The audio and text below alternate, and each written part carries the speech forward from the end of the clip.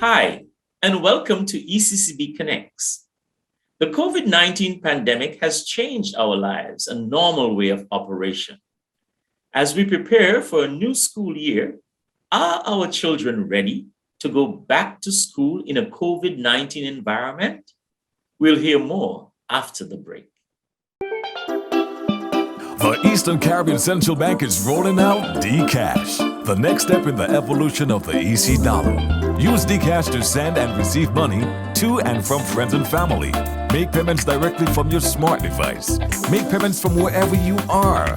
Download the app from the Google Play or Apple Store and sign up, or visit dcashec.com for more information. The future of the EC dollar is digital. Let's make history together.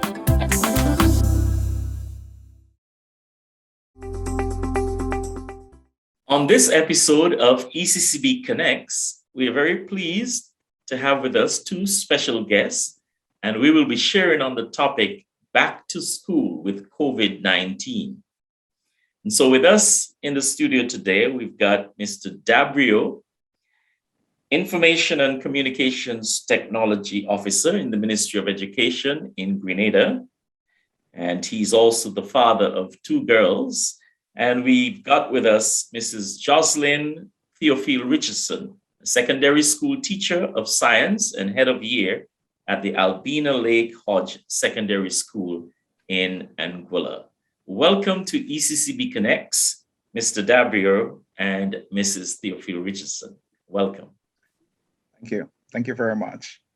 As we address the topic back to school with COVID-19, the question is, how are we working to prepare our students for a world with COVID-19 and all its uncertainties? There's so many things that have happened over the past 2 years. And now that we are getting ready to go back to school, the students are getting ready to return to school. The big question is, how are we working to prepare our students for a world with COVID-19? Interestingly, as you said, I have two daughters. One is crazy about continuing her school at home. That's the bigger one. She's 13. And the younger one, she loved the idea. She's 9, of going back so she can mix and mingle with her friends. It's a case where I have these two completely different scenarios playing out at home. But one of the things that we have focused quite a bit on over the last few months with them is ensuring that they know exactly what is happening. So we've spent a bit of time focusing on the education and the awareness, sifting through a lot of the misinformation out there. Originally, when they heard about Delta variant, they were very worried, very scared. They thought COVID-19 was a death sentence. So we've had numerous conversations with them. We've watched videos together. We've followed the news. And so just to at least get them to a place where they understand exactly what it is. So when it comes to some of the regulations, and so they understand the why behind what they do. Because we do encourage them to question things, not just blindly follow. Mrs. Theophile-Richardson, tell us, from your perspective as a secondary school teacher at the Albena Lake Hodge Secondary School there in Anguilla, what are the preparations like now that the students are getting ready to go back to school? In Anguilla, we have decided to put our school online digitally for the first 2 weeks. They come in to form classes, and then we do a general assembly for students that will be also done online. So unlike the other Caribbean islands, I think Anguilla kind of unique in terms of not having the large number of cases. So students came in previously the last semester, and we carried out protocol, of course, but it wasn't that the virus was in their face, so to speak. This year, however, we do have a few more cases, right? The numbers are still going down. And I guess was one of the reasons why we took a 2-week break from, instead of going first day into the school system directly face to face, to doing it digital. As we look at the whole situation with COVID-19, this pandemic has called on all of us to change and to adapt to the demands of the prevailing situation. There are lots of things that have to be now taken into consideration. Would you say that we are financially prepared as a region to transform our schools into a virtual learning environment, should that need arise? To be honest, the students, although the teachers did receive computers previously, and we do have internet, etc., running through the school, so teachers were prepared to a certain extent. However, in terms of the students, they may have been prepared for in school because computers are there, etc. But to say at home, that was a whole different ballgame. So it created a huge challenge, and therefore a whole new budget had to be implemented, etc., trying to find funds. And I must say that our Department of Education took on that challenge really, really seriously, and they try to partner with other businesses. So see if we can get some internet connections, etc., as well as tools such as the computers or iPads or anything that the children could use. So as a result of that, we ended up with our students being able to have cheaper bundles from the telecom agencies, etc., as well as some computers and iPads were provided, right? But as a nation to do it, I mean, if we work together, we can get it done, right? Yes. Because of our current situation.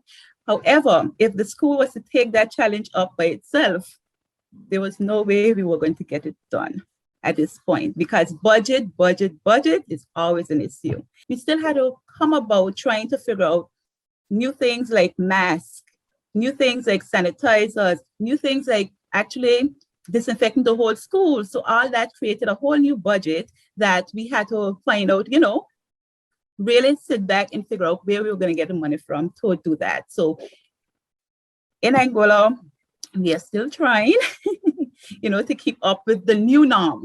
Let's put it that way. Yes.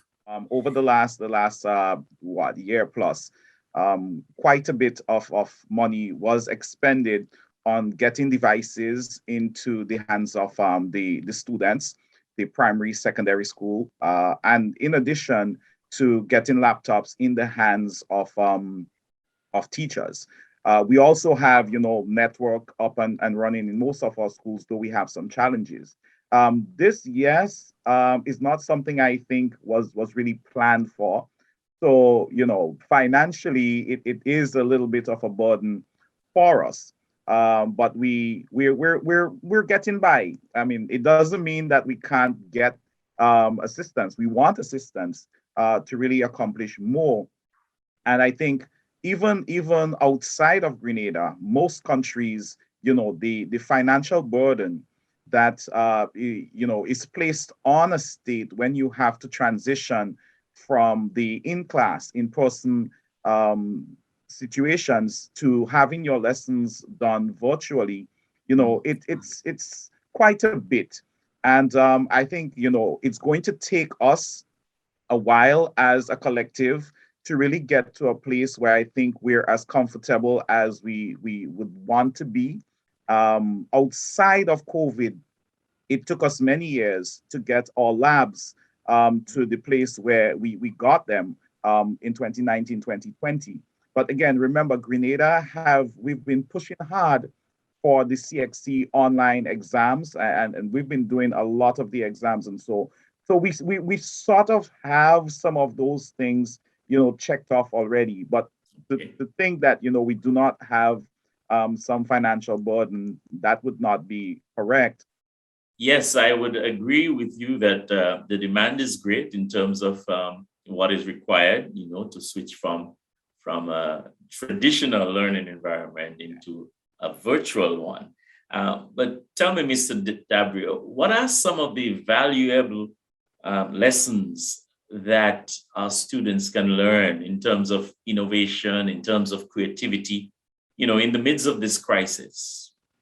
One of the things, in addition to ensuring that my daughters, that they're aware of what is going on, we've put a bit of work into getting them to understand that online learning, it is about being more task oriented now. Mhm. So when you're in the classroom, you're there from 8 o'clock to 2:30, thereabout, and you have a teacher who is there on you, ensuring that you sit, that you do this, you complete this task, and so. With the online learning, you do not have that. The teacher is not always there, but they send the work, they send the assignments, and you have to complete them. So, we've tried to get them to understand that and to appreciate it. You have to complete this. It is about completion of the task. Whether you sit and you do it now or you sit and you do it just now, it must be done in a particular time. And that is one of the things I think as parents, we need to get our boys and girls to understand. They need to complete the task within the given time, in addition to them self-regulating.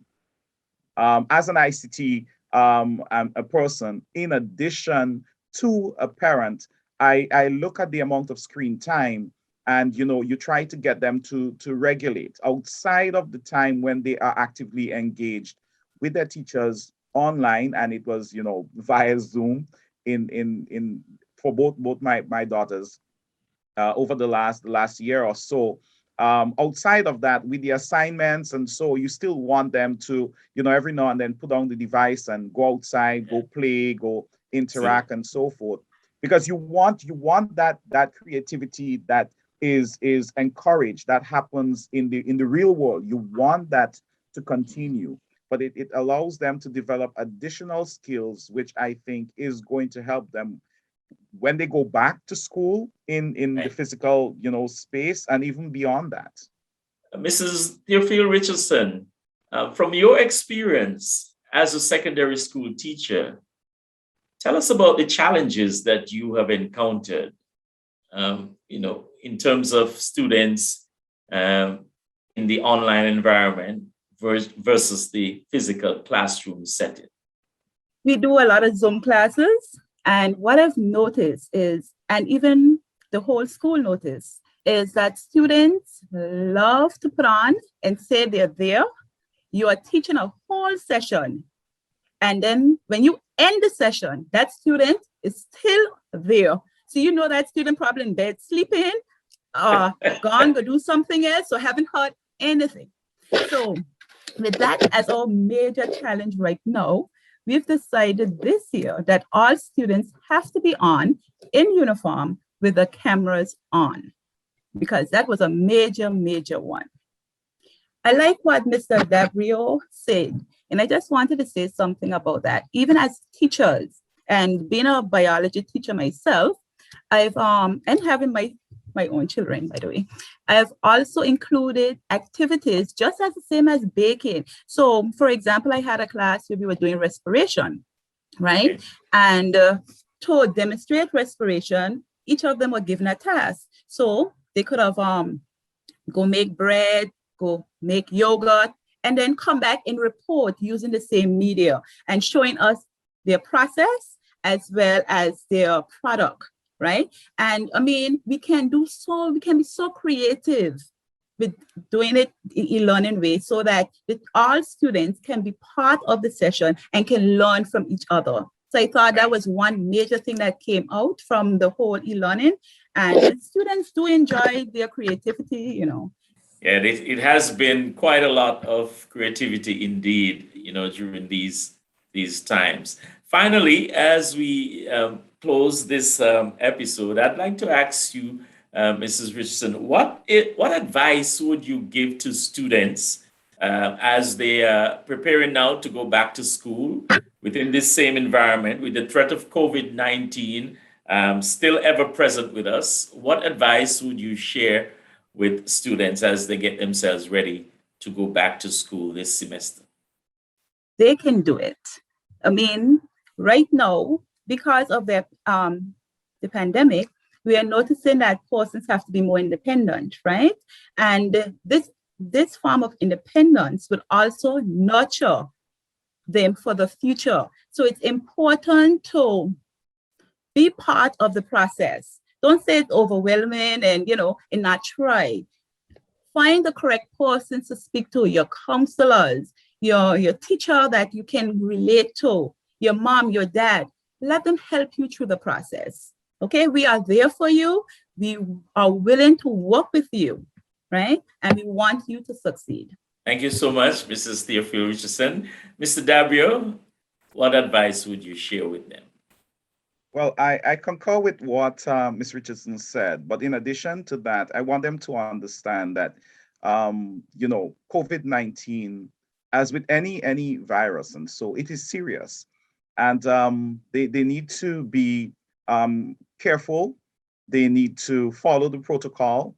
I know when we were young, well, I know when I was young, you couldn't die. We climbed trees and we jumped down, and so we felt like we were, indestructible. And children now, they still feel like that to a certain extent, but COVID is serious. So, my advice to them is follow the protocols. Wear your mask, sanitize. In the case of mine, as I said, one is crazy about going back, the other not so much. If you have a child who is, is a social butterfly, let them know that they may need to exercise some level of restraint with the hugging and the touching and so forth. They do need to focus on the task and so that are given to them. And I want to echo what Ms. Richardson said. They're not in this alone. There is help.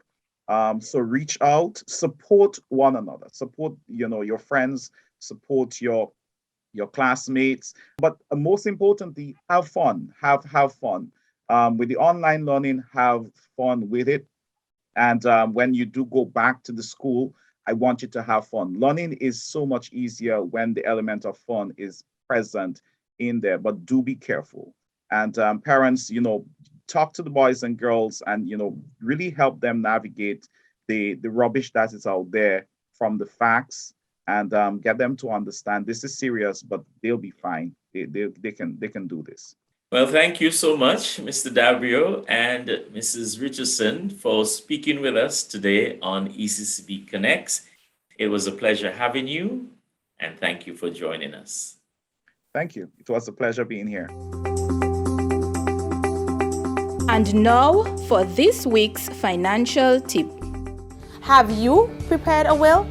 Having a will helps to ensure that when the time comes, your belongings are distributed to whom you want, how you want, and when you want. It also helps to lessen the burden on your loved ones. We've come to the end of another episode of ECCB Connects. Thank you for watching. Join us next week for another program where we'll share with you who we are, what we do, and how we serve you.